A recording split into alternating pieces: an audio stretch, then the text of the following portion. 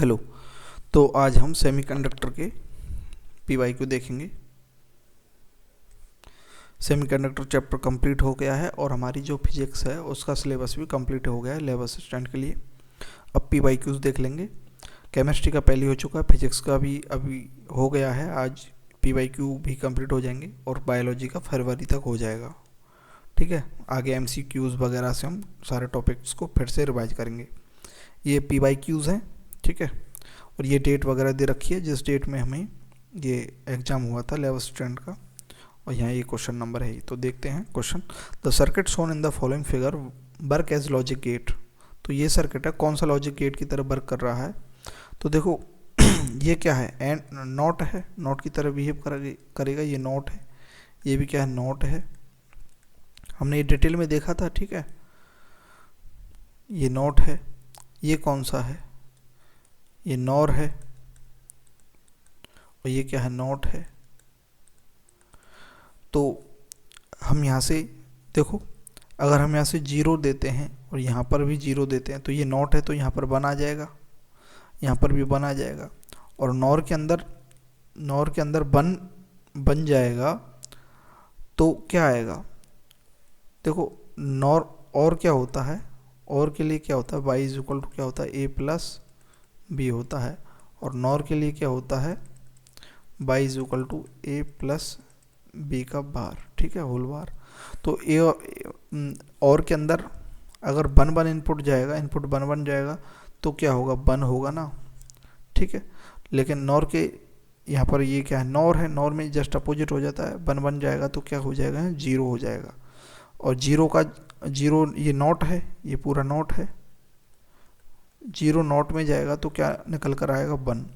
तो हम यहाँ लिख देते हैं कि 0 0, यहाँ से इनपुट अगर ए और बी दे रहे हैं हम, यहाँ ए एंड बी 0 0 है, तो यहाँ जो आउटपुट है ओ, ठीक है। ये क्यू, यहाँ क्यू दे रखा है, तो क्यू क्या आ रहा है हमारा, 1 आ रहा है, ठीक है। अब एक बार हम यहाँ क्या देख लेते हैं, एक बार हम यहाँ क्या देख लेते हैं, 1 1 0 0 दे लिया, इनपुट ए पर 1 दिया हमने और बी पर भी 1 दिया, तो ये नॉट है, नॉट क्या निकालेगा, 0। ये भी नॉट है, ये क्या निकालेगा, 0। और ये क्या है, अब यहाँ पर 0 आ गया, 0 0 आ गया। नॉर के पास 0 0 आता है तो क्या देगा, वो 1 देगा, क्योंकि ये है नॉर का फॉर्मूला। 0 0 आता है तो नॉर क्या देगा, 1 देगा, ठीक है। अब ये क्या है, ये फिर से नॉट है, नॉट के पास 1 जाएगा तो ये यहाँ क्या निकलेगा, 0। तो आउटपुट कितना आया, 0। तो अगर हम यहाँ 1 1 देंगे, 1 1 देंगे तो आउटपुट कितना आ रहा है, 0 आ रहा है। अब एक बार इसमें क्या है, 0 1 दे करके देख लेते हैं। 0 1, इधर 0 इधर 1, एक ही बात है। या फिर इधर 1 इधर 0, एक ये देकर देख लेते हैं। तो ये तो नॉट है, नॉट में 0 जाएगा तो क्या हो जाएगा, 1। ये कैसे कर रहा हूँ मैं, ये हमने पढ़ा है, ये तो आपको मालूम होना चाहिए। लॉजिक गेट्स वगैरह उनकी सबकी ट्रुथ टेबल वगैरह मैं यहाँ नहीं लिख सकता, लेकिन अभी मैं बता दूंगा। एक मिनट इसको सॉल्व कर लेते हैं। ये 1 है, 1 अगर नॉट से निकलेगा तो क्या आएगा, यहाँ 0 आएगा। तो यहाँ 0 1 है, नॉर से 0 1 निकलता है तो क्या आएगा, नॉर से 0 1 निकलता है तो 0 आता है, ठीक है। ये नॉर है, नॉट से 0 1 निकलता है तो 0 आता है, और नॉट से 0 निकलता है तो यहाँ 1 आएगा। तो फाइनली हमारा आउटपुट कितना आएगा, 1। अगर हम 0 1 दे रहे हैं तो आउटपुट 1 आ रहा है। तो ये कंडीशन किस में बन रही है, देखो 0 0 दे रहे हैं तो 1 है ना, और 1 1 दे रहे हैं तो 0, ठीक है। और 0 1 दे रहे हैं तो 1, और 1 0 दे रहे हैं तो 1। केवल हाई आ रहा है वोल्टेज, मतलब 1 1 आ रहा है तभी 0 हो रहा है। बाकी सारी कंडीशन में क्या है, 1 है। तो ये ऐसा किस में होता है, ये होता है नैंड में। ये आप पढ़ेंगे ना तब आपको मालूम होगा। नैंड के लिए क्या होता है, y इक्वल टू क्या होता है, a डॉट बी बार, ये नैंड होता है। तो देखो 0 0 जाता है तो वैसे एंड के अंदर 0 0 क्या है, 0 0 0 होता है, लेकिन ये नैंड के अंदर 1 हो जाता है। 1 1 एंड के अंदर क्या होता है, 1 होता है, लेकिन नैंड के अंदर 0 हो जाता है, ठीक है। 0 1 एंड के अंदर 0 होता है, लेकिन नैंड के अंदर 1 हो जाता है। तो इसका ये क्या है, आउटपुट जो है ये हमें जो मिल रहा है ये कैसा है, नैंड की तरह। तो ये पूरा जो लॉजिक गेट जो बना हुआ है ये कैसे वर्क कर रहा है, ये टोटल जो है कैसे वर्क कर रहा है, नैंड की तरह। तो इसका राइट आंसर नैंड होगा। देखो मैं आपको बता देता हूँ, ये जो है ये नॉट है, ये भी नॉट है, और नॉट नॉट के आगे अगर कोई नॉर जुड़ा हुआ है, ये क्या है, नॉर है, नॉर है, ठीक है। तो ये जो फंक्शन बनेगा ये वाला, तो इसे हम क्या बोलते हैं, एंड, एंड बनेगा, ठीक है। यानी कि ये नॉट, नॉट के आगे अगर नॉर मिल रहा है, ये नॉर है, तो यहाँ तक बता रहा हूँ मैं, यहाँ तक ये तो नॉट है ही, ठीक है। तो यहाँ तक जो बन रहा है वो क्या बन रहा है, एंड बन रहा है। और एंड के आगे हम अगर नॉट लगा देते हैं तो वो नैंड बनता है, ठीक है। तो इसलिए, ठीक है। और अगर इसी को अगर हम ऐसे करें, कैसे करें, ये देखो, अगर हम यहाँ नैंड लगा दें, ये क्या है, नैंड है, ये नैंड, और ये अब फाइनली नॉट ही है, ये भी नॉट ही है, लेकिन ये नैंड जो एंड जो एक मिनट, एक मिनट, नैंड जो लॉजिक गेट है वो अगर ऐसे होता है तो ये नॉट बन जाता है, ठीक है। ये दोनों फ्यूज हैं, ये दोनों मतलब एक ही जा रहे हैं, ठीक है। और इसमें साथ में हमें क्या मिला देते हैं, इसको हम ऐसे इधर एक और क्या मिला देते हैं, नैंड, ये नैंड है, ठीक है। तो ये यहाँ तक ये जो स्ट्रक्चर बनी, इसको क्या बोलेंगे, और बोलेंगे, ठीक है। और यहाँ तक ये जो स्ट्रक्चर है ये, ठीक है, ये इसको हम क्या बोलेंगे, एंड बोलेंगे, ठीक है, एंड। ये अगर याद रखेंगे तो अच्छा है। अब देखो, और के आगे नॉट लगा देंगे तो वह क्या बन जाएगा, नॉर बन जाएगा। ऐसे एंड के आगे ये नॉट लगा दिया, ये नॉट ही तो है, नॉट लगा दिया तो ये क्या बन गया, नैंड बन गया। तो इसका फाइनल आंसर क्या होगा, नैंड होगा, ठीक है। आपको इसके लिए क्या देखना पड़ेगा, लेक्चर देखना पड़ेगा। लॉजिक गेट्स लास्ट में बताए हैं मैंने, थोड़े से टाइम में ही बताए हैं और अच्छे समझाए हैं। तो इसका नैंड इसका आंसर होगा। यहाँ थोड़ा सा मैं एक्स्ट्रा इन्फॉर्मेशन दे देता हूँ। देखो ये जो गेट है ऐसे जो बना हुआ है, ऐसी स्ट्रक्चर है, ये क्या है, ये है एंड, ठीक है। इसमें इसका जो फॉर्मूला होता है वह होता है by is equal to and का 1 डॉट बी, यानी कि इनपुट 1 है और 1 है तो 1 होगा, इनपुट 0 1 है तो 0 हो जाएगा, 1 0 है, 1 0 है तो 0 हो जाएगा, 0 0 तो 0 हो जाएगा एंड के अंदर, ठीक है। और ये है ये थोड़ा सा ऐसा, ये जो है, ये जो है, ये है और, ठीक है। इसकी जो फॉर्मल एक्सप्रेशन है, बूलियन एक्सप्रेशन, ये बूलियन एक्सप्रेशन है ना। और ये जो है ये क्या है, नॉट है, ठीक है। इसका क्या होता है, बाई इज इक्वल टू ए बार, जो भी इनपुट जाता है उसका आउटपुट जस्ट रेसिप्रोकल होता है, रिवर्स होता है, इनवर्स होता है ना। 0 जाएगा तो 1 बन जाएगा तो 0।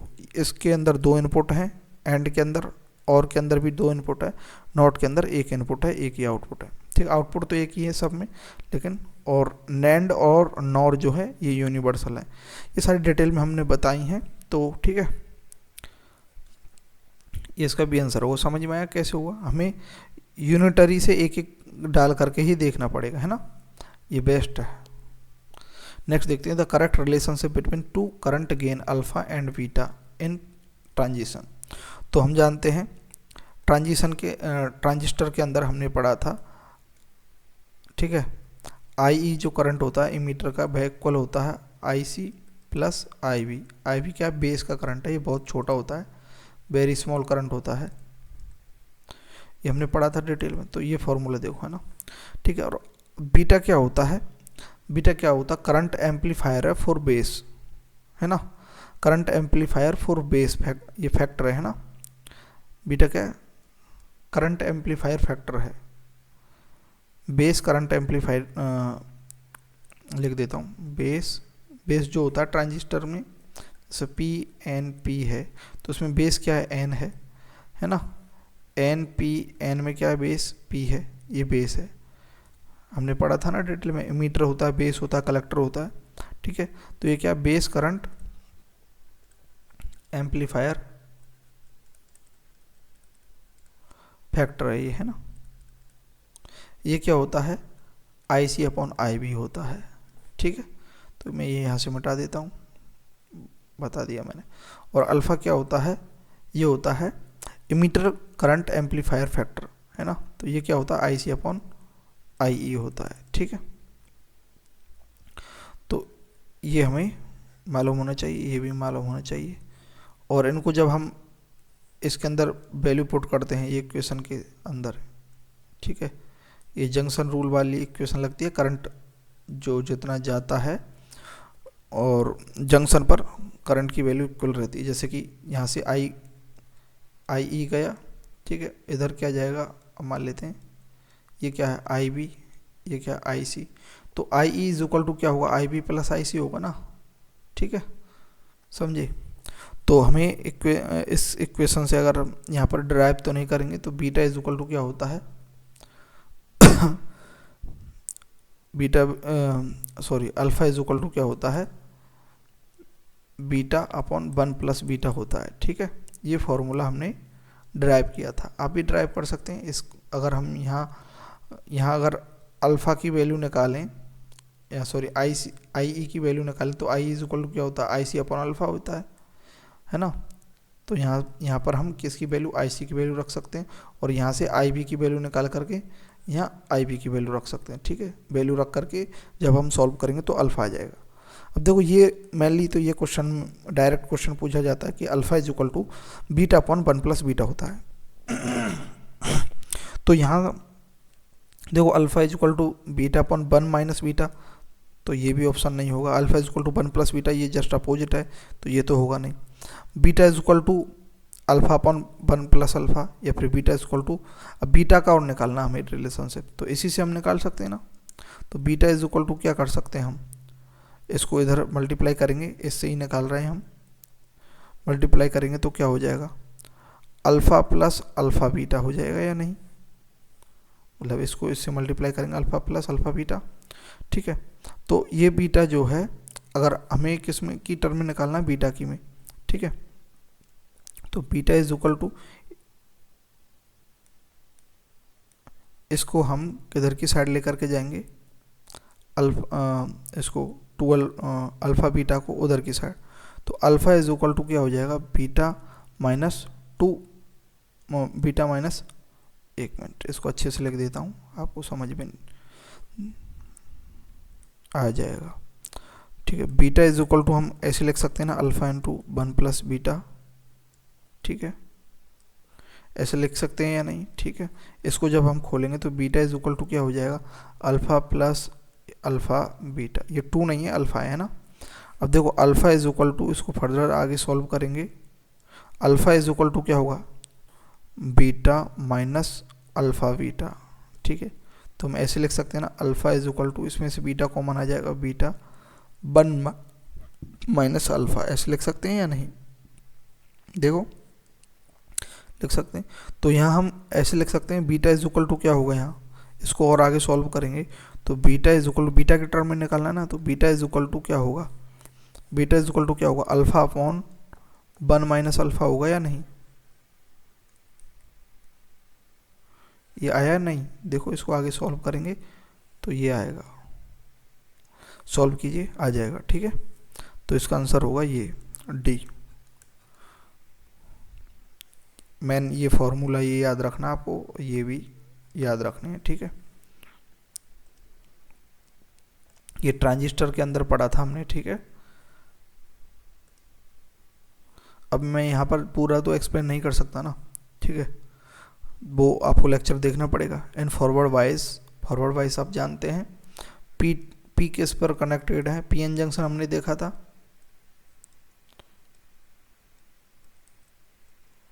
ये पी है ये एन है, पी किससे कनेक्टेड है, पॉजिटिव से, और एन किससे कनेक्टेड है, नेगेटिव से।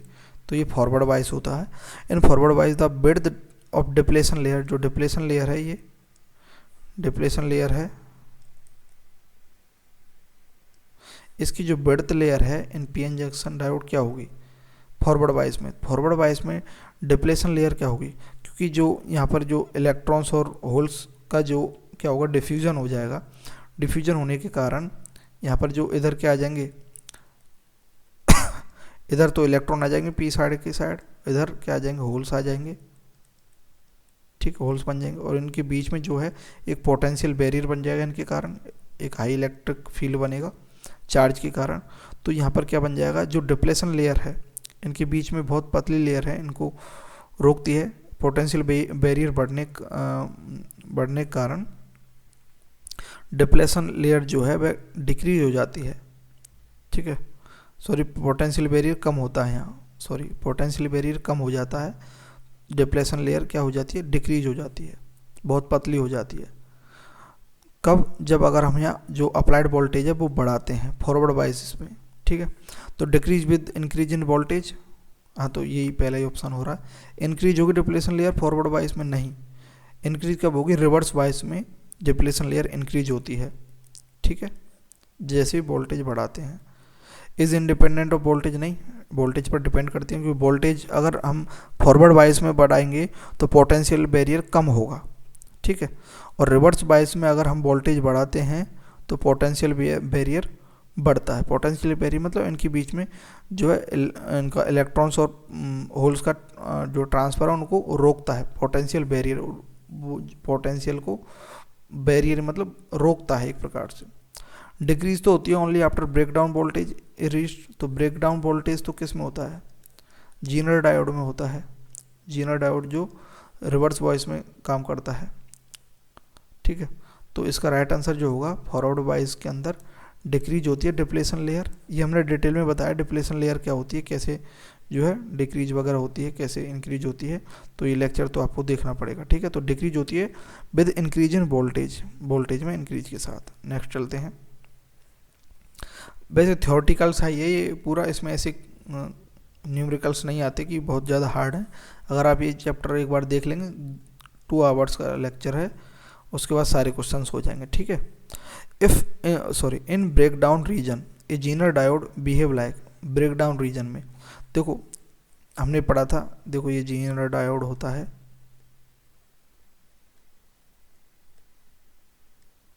ये जीनर डायोड होता है, ठीक है। तो ये किस में लगता है, किस कंडीशन में लगता है, रिवर्स बायस में लगता है, रिवर्स बायस में, यानी कि इधर की साइड क्या लगेगा, इसमें नेगेटिव, और इधर क्या लगेगा, पॉजिटिव, ठीक, ऐसे लगता है, ठीक है। और यहाँ पर हम क्या लगा देते हैं, कोई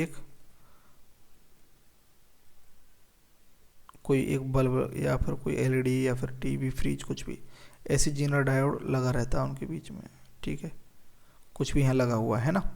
तो देखो करंट ऐसे फ्लो होता है, ठीक है, ऐसे फ्लो हो रहा है करंट आई, और इलेक्ट्रॉन्स का फ्लो तो ऐसे होता ही है। तो हमारे जो है 220 वोल्टेज का जाता है, ठीक है, हाउसेज के अंदर जो इलेक्ट्रिसिटी का जो वोल्टेज है 220 वोल्टेज है, ठीक है। तो ये जो जीनर डायोड है इसके अंदर करंट कब फ्लो होगा, रिवर्स बायस में फ्लो होता है। तो कब फ्लो होगा करंट, ऐसे तो करंट फ्लो होगा नहीं रिवर्स बायस में, तो जब रिवर्स बायस में होता है वोल्टेज इसके कम है, तो इसके अंदर क्या है, रेजिस्टेंस इन्फिनाइट हो जाता है बहुत ज़्यादा, तो करंट जो है माइक्रो एम्पियर में फ्लो होता है, तो वो तो ना के बराबर है। बाकी करंट ऐसे अपने जो डिवाइस लगा हुआ है, टीवी या फिर फ्रिज एलईडी कुछ भी, उसमें करंट ऐसे चला जाता है और वह चलता रहता है। अब मान लेते हैं अचानक 300 वोल्टेज बढ़ गए एक साथ, ठीक है, तो अब क्या होगा, जैसे ही जितना एक्स्ट्रा वोल्टेज बढ़ा तो इसमें ये वोल्टेज जाएगा, और इस वोल्टेज के कारण इसके अंदर जो कोवलेंट बॉन्ड है वो टूट जाएंगे, तो ब्रेक डाउन हो जाएगा बॉन्ड्स का, उस ब्रेक डाउन के कारण इलेक्ट्रॉन्स फ्री होंगे, फिर यहाँ से क्या करंट फ्लो होना स्टार्ट हो जाएगा, ठीक है। तो कुछ करंट इधर जाएगा, बाकी 220 वोल्टेज तो इधर ही जाएगा, तो उससे क्या है, ये सेफली क्या है, ये तो सेफली चलते रहेंगे ये जो भी डिवाइसेस लगे हुए हैं, ठीक है। और ये जो है ये क्या करता है, वोल्टेज को कांस्टेंट रखता है, ठीक है। यानी कि ये जो जीनर डायोड है हमने पढ़ा था जैसा, ये क्या करता है, स्टेबलाइजर जर की तरह बिहेव करता है, स्टेबलाइजर है एक प्रकार से, स्टेबल करता है वोल्टेज को। तो अब क्वेश्चन पर आते हैं, थोड़ा सा मैंने डिटेल में बता दिया आपको। In the breakdown region a zener diode behave like, breakdown region में क्या करेगा जीनर डायोड, ब्रेकडाउन कब होगा, जब वोल्टेज बहुत हाई हो जाएगा, ठीक है। तो कांस्टेंट करंट सोर्स नहीं, कांस्टेंट करंट सोर्स की तरह बिहेव नहीं करेगा। करंट तो चेंज होता रहेगा, इधर वोल्टेज चेंज होगा तो इधर करंट भी चेंज हो जाएगा, है ना, ठीक है। कॉन्टैक्ट इंडक्शन, तो इंडक्शन का तो यहाँ कोई रोल नहीं है। कांस्टेंट रेजिस्टेंस, नहीं, रेजिस्टेंस भी चेंज होता रहता है। कांस्टेंट वोल्टेज सोर्स, हाँ, तो ये कैसे बिहेव करेगा यहाँ पर, कांस्टेंट वोल्टेज सोर्स, जो वोल्टेज का जो सोर्स आ रहा है, ठीक है, उसको कांस्टेंट करके रखेगा इस जो डिवाइसेस लगे हैं उसके लिए। तो ये वोल्टेज स्टेबलाइजर का काम करता है। तो कांस्टेंट वोल्टेज सोर्स इसका राइट आंसर होगा। जब जनरेटर डायोड के अंदर ब्रेक डाउन होगा, ब्रेक डाउन कब होगा, जब हाई वोल्टेज हम देंगे, ठीक है, समझे, ठीक है। कोई डाउट हो तो आप पूछ सकते हैं, ठीक है, कमेंट में भी पूछ सकते हैं, तुरंत मैं रिप्लाई देता हूँ, या फिर टेलीग्राम पर भी आप पूछ सकते हैं, ठीक है। नेक्स्ट देखते हैं, इन हाफ वेव रेक्टिफायर, हमने देखा था half wave rectifier and full wave rectifier, circuit operate from 50 hertz main frequency, ठीक है, the fundamental frequency in ripple would भी, ठीक है। तो रिपल के अंदर जो फ्रिक्वेंसी कितनी होगी, यानी कि जो ये प्राइमरी जो हमें प्राइमरी सोर्स से जो एनर्जी आ रही है, ठीक है, वो कितने हर्ट्ज की है, 50 हर्ट्ज, है ना। और हाफ वेव रेक्टिफायर है, हाफ वेव रेक्टिफायर है, तो उसमें क्या है, ये पीएन जंक्शन है, ये रजिस्टर, ठीक है। तो हाफ वेव रेक्टिफायर में क्या है, जैसे इधर से हमें 50 हर्ट्ज की आ रही है फ्रिक्वेंसी, ठीक है, ये एसी है, ये डीसी में जो कन्वर्ट होगा ऐसे जाएगा, ठीक है, समझे। तो इसमें क्या है, फ्रिक्वेंसी अगर 50 हर्ट्ज है, तो जो आउटपुट में इनपुट की फ्रिक्वेंसी जो है बैकवल रहेगी आउटपुट की फ्रिक्वेंसी के, किसमें, हाफ वेव रेक्टिफायर में। ये बात याद रखनी है, क्योंकि इसके जो एक ही साइकिल जो है, ये एक साइकिल में एक ही पॉजिटिव देता है आउटपुट में, डीसी आउटपुट में एक ही पॉजिटिव देता है, बाकी नहीं देता है, ठीक है। और फुल वेव रेक्टिफायर में दोनों पॉजिटिव आते हैं, उसमें यहाँ पर एक और पीएन जंक्शन लग जाता है, ठीक है, वो हमने डायग्राम वगैरह देखा था, ठीक है। तो इसमें जो फ्रिक्वेंसी है हाफ वेव में बस सिमिलर रहती है, याद रखना, रिपल के अंदर यानी कि जो आ रही है आउटपुट में। तो 50 अगर दे रहे हैं, हाफ वेव रेक्टिफायर है, तो कितनी होगी फ्रिक्वेंसी, 50 ही होगी। अगर यहाँ होता फुल वेव तो 50 की 2 टाइम्स हो जाता 100, ठीक है, फुल वेव में। तो यहाँ हाफ वेव में कितनी होगी, 50 हर्ट्ज ही होगी, ठीक है, समझे।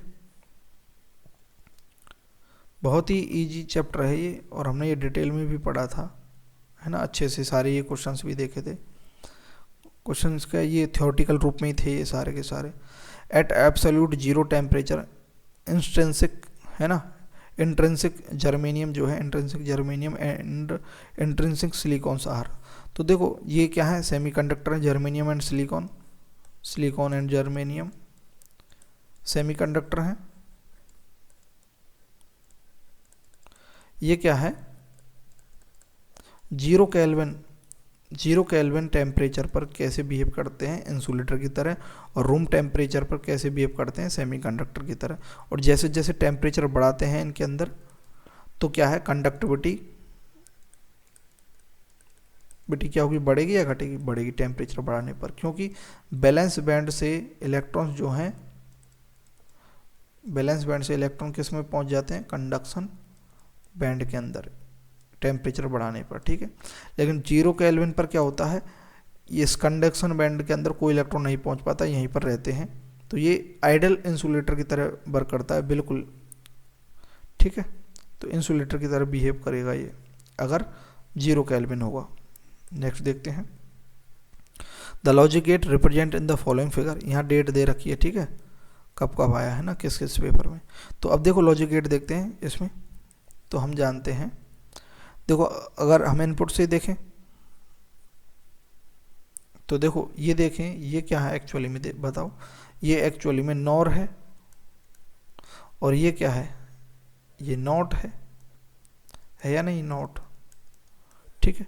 तो नॉर के आगे अगर नॉट लगा हुआ होता है तो वह कौन सा होगा, ये नॉर है, उसके आगे भी नॉट लग गया तो ये नॉट हट करके और बन जाएगा ना। ये फिर से कहने का मतलब देखो, और क्या आउटपुट देता है, और जो गेट है, और गेट वो क्या आउटपुट देता है।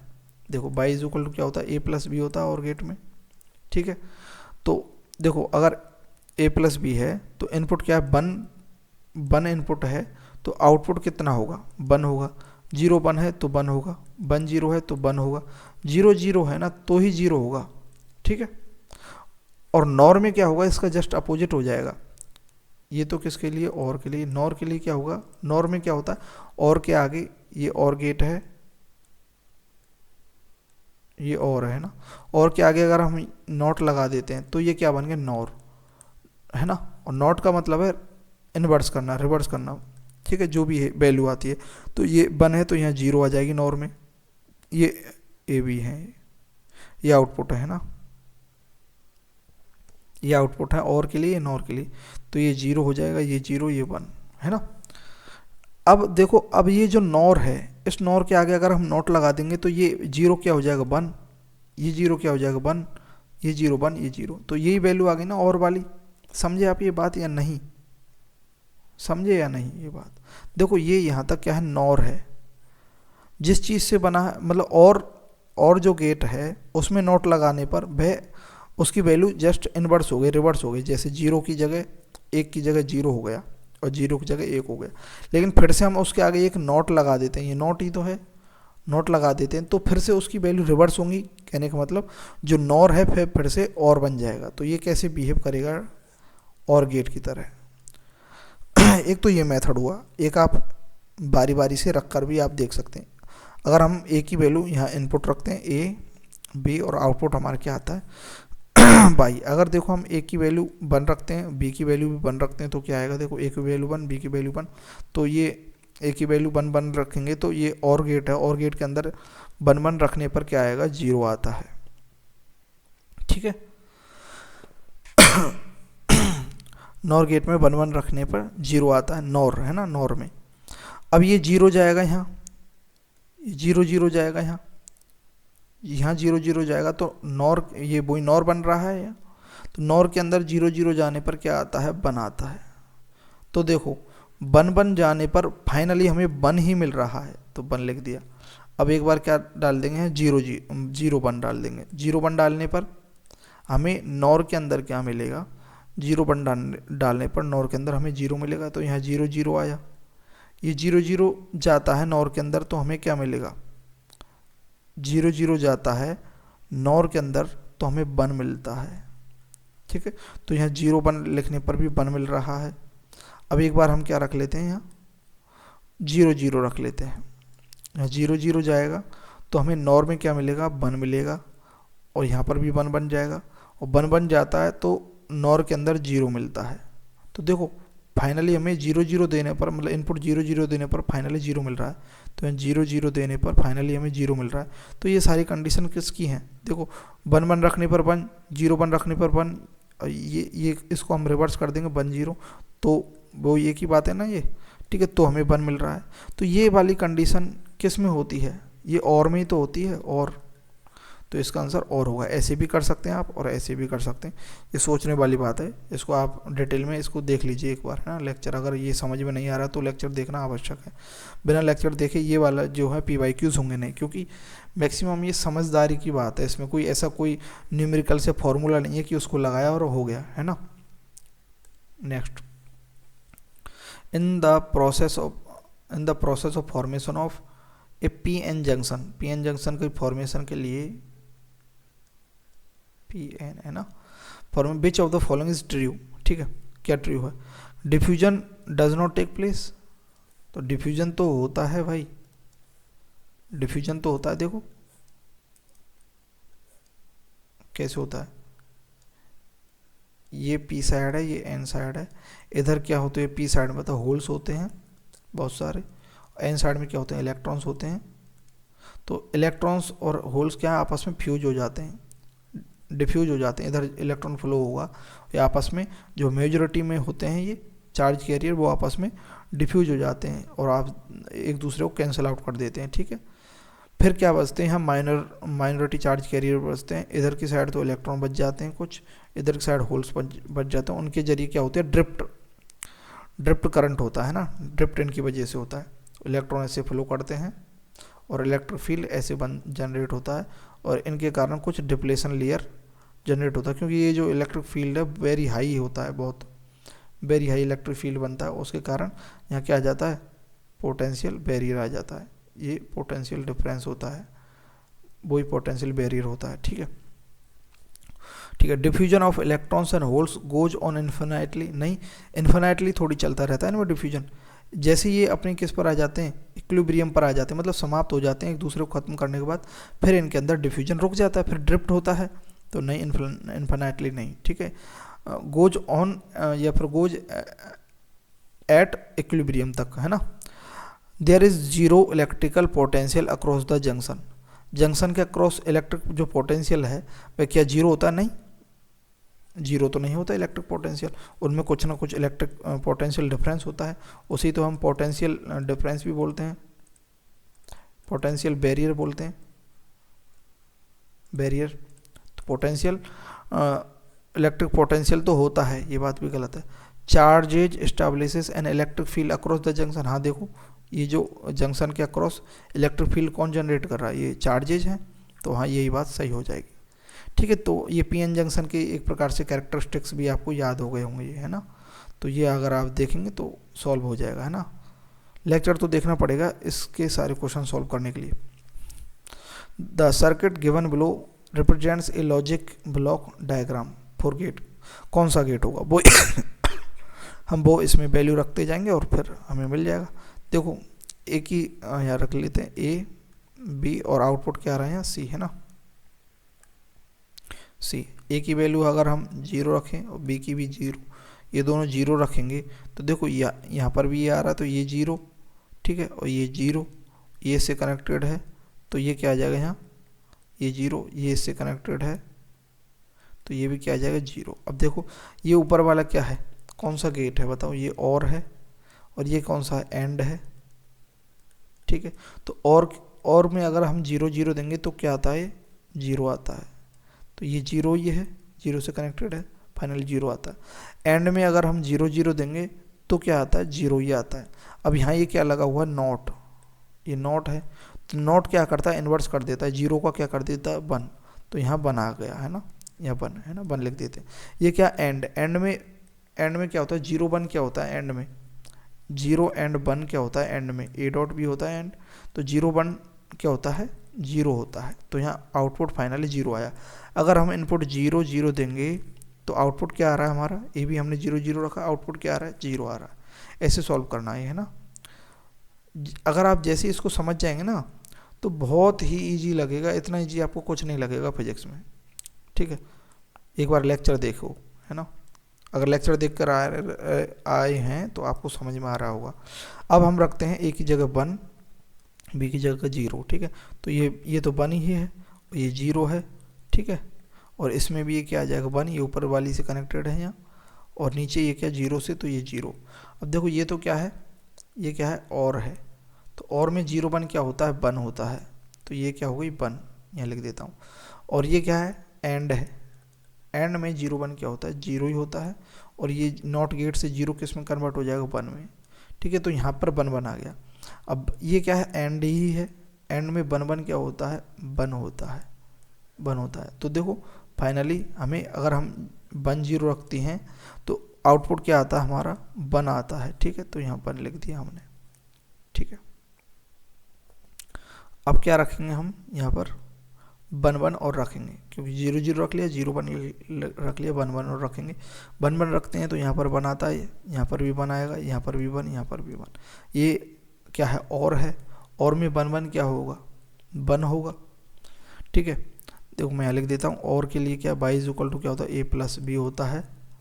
जीरो जीरो के लिए जीरो होता है, वन जीरो के लिए वन होता है, जीरो वन के लिए वन होता है, वन वन के लिए वन होता है, ये और के लिए। और एंड के लिए क्या होता है, by is equal to A dot P, इससे आप समझ जाएंगे, है ना। जीरो जीरो देंगे तो zero, one zero zero, zero one zero, बन बन आएगा तभी बन होगा बस, है ना, ठीक है।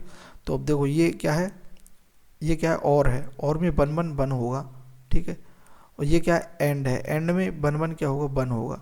लेकिन ये नॉट क्या है, अपोजिट कर देता है, जैसे बन मिला तो ये जीरो कर दिया, ठीक है। तो इसके पास, इस वाले के पास क्या आया, बन और जीरो, ठीक है, आगे जा कर के बन और जीरो। और ये क्या है, एक्चुअली में एंड है, एंड में वन और जीरो क्या होता है, जीरो होता है। तो अब देखो फाइनली हम देखते हैं, तो हमने दिया क्या, वन वन दिया है, मिला क्या है, जीरो, ठीक है। तो ये कंडीशन किस में बन रही है बताओ। और अगर हम जीरो बन देंगे तो क्या, अब हम यहाँ इसमें क्या दे ले, एक और रह गया हमारा, ठीक है, एक और रह गया, बोर्ड देख लेते हैं, फिर उसके बाद हमें मालूम पड़ जाएगा ये कौन सा। अगर हम ए की जगह क्या रखते हैं, जीरो, और बी की जगह वन, ए की जगह जीरो और बी की जगह वन रखते हैं, तब क्या आएगा, तो ये जीरो वन, ये जीरो वन, ठीक है। तो और के अंदर जीरो वन वन होता है, एंड के अंदर जीरो वन जीरो होता है, यहाँ नॉट लगा हुआ है तो ये वन हो जाएगा। तो यहाँ पर फाइनली वन वन आया, तो फाइनली वन वन वन आएगा। तो जीरो वन रखते हैं तो वन आ रहा है, तो देखो जीरो जीरो रख रहे हैं तो जीरो आ रहा है, जीरो वन जीरो रख रहे हैं तो वन आ रहा है, वन वन रख रहे हैं तो जीरो आ रहा है, जीरो वन रख रहे हैं तो वन आ रहा है। तो इसमें क्या है, ये कौन सा होगा, ये जौहर होगा, यानी एक्सक्लूसिव और होगा। क्यों होगा, देखो एक्सक्लूसिव और क्या होता है, उसका जो डायग्राम भी बना देते हैं, ये ऐसा होता है,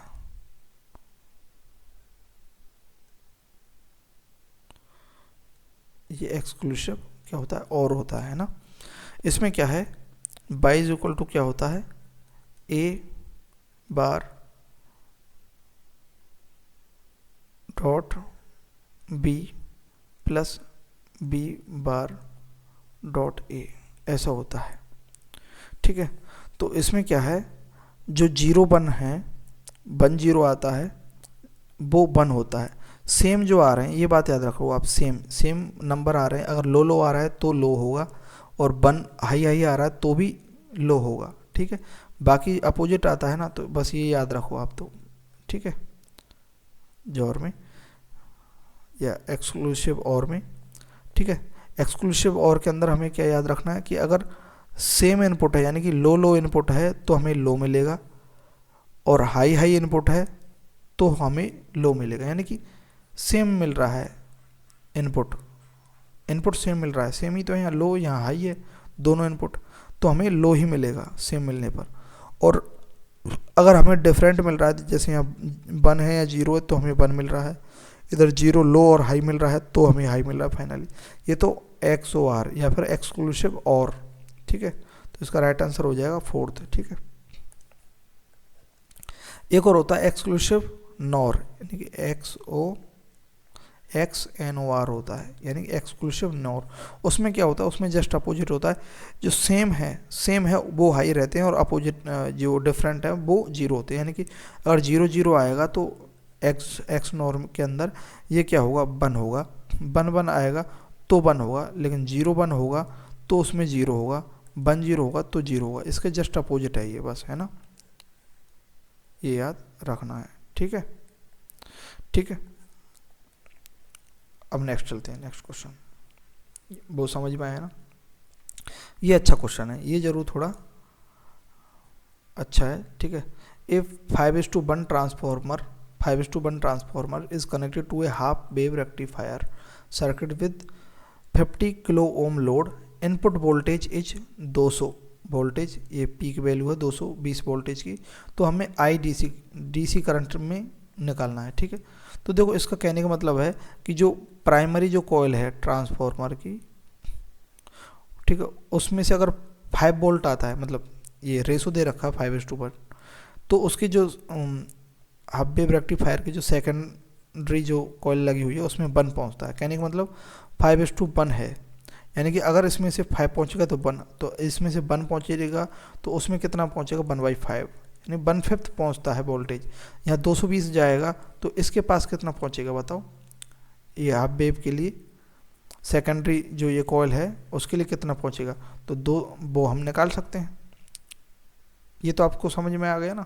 तो 1/5 पहुंच रहा है तो 220 का, तो वोल्टेज कितना मिल रहा है, ठीक है, वोल्टेज मैक्सिमम कितना मिल रहा है उसके लिए, तो 220 ये पीक में है, 220 का फिफ्थ, ठीक समझे ये रिलेशन या नहीं, समझ गए होंगे।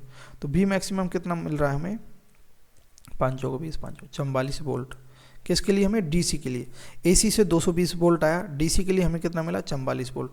हमें निकालना आई करंट, तो आई डीसी क्या होगा, ये होता है आई मैक्स या फिर आई नॉट, जो इनिशियल है, मैक्सिमम आई है, आई नॉट बोल सकते हैं या फिर आई मैक्स, ठीक है, अपॉन पाई।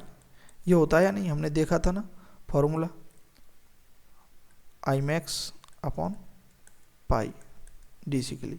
तो हमें आई मैक्स निकालना है, तो आई मैक्सिमम के लिए क्या होगा, क्या होता है, आई इज इक्वल टू क्या होता है, बी बाई आर होता है, तो बी मैक्स अपॉन आर। तो बी मैक्स कितना है, 44 वोल्ट। तो हम इसकी जगह लिख सकते हैं इसे, तो I D C current is equal to क्या होगा, आई मैक्स की वैल्यू क्या है, B maximum upon ohm, R मतलब रेजिस्टेंस इंटू पाई, इसको हम लिखते हैं। तो बी मैक्सिमम कितना है, 44 वोल्ट, अपॉन आर कितना है, 5 किलो ओम, किलो मतलब 10⁻³ ओम, ऐसे भी लिख सकते हैं इसको। तो ये हो गया 5000 ओम इंटू पाई की वैल्यू 22/7। अब इसको 22 दूना के 44, 2 बार कट गया, ठीक है। तो ये क्या हो गया, 14/5000, ठीक है। अब इसको सॉल्व करते हैं, तो देखो ऊपर हम ऐसे लिख सकते हैं इसको, 14/5 इंटू 10⁻³ ऐसे लिख सकते हैं ना। इसको आप सॉल्व कर देंगे, 5 दूनी की 10 बचा 4.548 इंटू 10⁻³ इतना हमें क्या मिला, ये 50 था है ना, एक और जीरो लगेगी यहाँ, 50 था ना,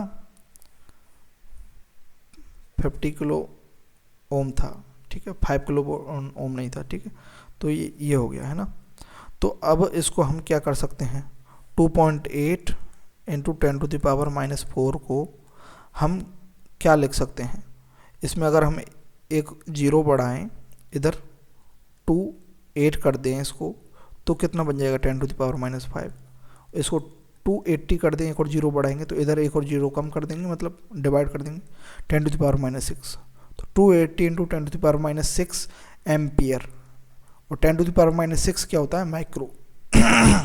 तो इसे हम और क्या लिख सकते हैं, 280 माइक्रो एम्पियर भी लिख सकते हैं ना, लिख सकते हैं, बिल्कुल समझे बात को। तो इसका राइट आंसर होगा 280 माइक्रो एम्पियर, ठीक है। देखो मैंने मेथड भी आपको बताता जा रहा हूँ मैं मैथ के, कि मतलब कैसे हम सॉल्व कर सकते हैं किसी बड़ी वैल्यू को। और भी मैंने जो PYQ कराए हैं उनमें भी मैंने समझाने का प्रयास किया है, ठीक है। तो इतने ही हमारे PYQs थे, ठीक है, इसके। तो थैंक यू, PYQ हमारे कंप्लीट हो गए सेमीकंडक्टर के लिए। कोई डाउट हो, कुछ समझ में नहीं आया हो, तो आप हमें बता सकते हैं, हम देखेंगे और हमेशा हम आपकी हेल्प करेंगे। Thank you.